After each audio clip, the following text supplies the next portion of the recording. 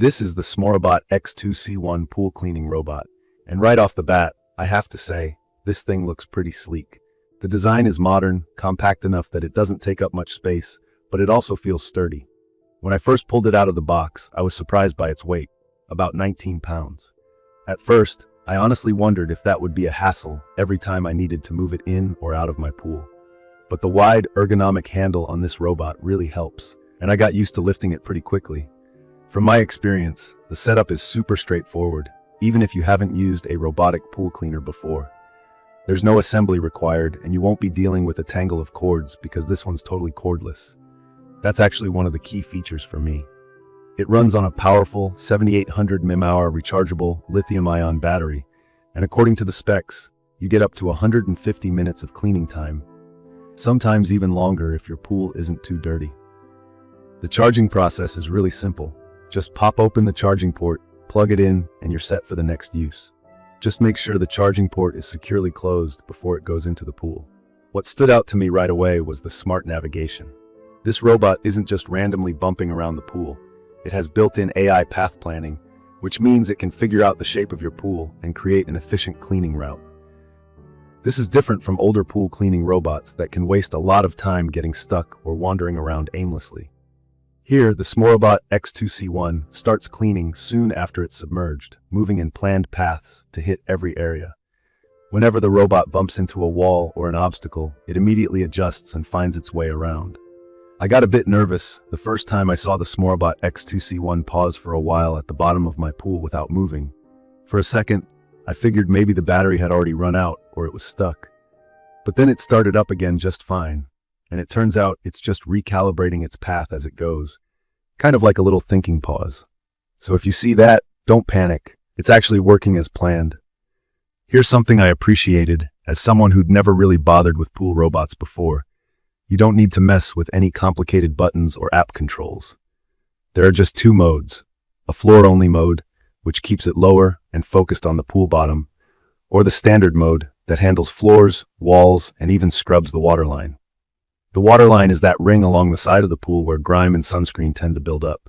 Usually, scrubbing the waterline is something high-end, expensive robots can do, but the SMOROBOT X2C1 handles it in standard mode, which is pretty impressive for a robot at this price. When it comes to cleaning performance, I have to say I was pretty happy. The triple motor system is powerful for its size. The suction is rated at 3,300 gallons per hour. What that means is the robot can move a huge amount of water through its filter, grabbing debris like leaves, sand, hair, and even finer particles that you might not spot at first glance. The two large brush rollers on the front are really effective at loosening up gunk and dirt. I always wonder if machines like this can suck up bigger stuff like gravel, and from my experience, it handled both fine and larger debris without any issues. As for climbing, the specs say it's got something called V-Power climbing, with anti-skid treads and some tech that helps reverse direction when needed. In my pool, which has normal straight walls and a tanning ledge, the SMOROBOT X2C1 climbed up to the waterline and handled those steep surfaces just like it promised. If your pool has weird shapes or steeply sloped walls, it can sometimes struggle, especially with slopes over 15 degrees. I noticed that in areas of my pool where the transition is not a crisp 90-degree angle, the robot spent more time figuring out whether or not it could make the climb. But with standard, flat walls, it really shines. One key feature I didn't expect was the auto park function. When it's done cleaning or the battery runs low, the robot automatically moves itself to the nearest wall. This makes retrieval a breeze, especially since SMOROBOT includes a little retrieval hook that you can attach to your pool pole.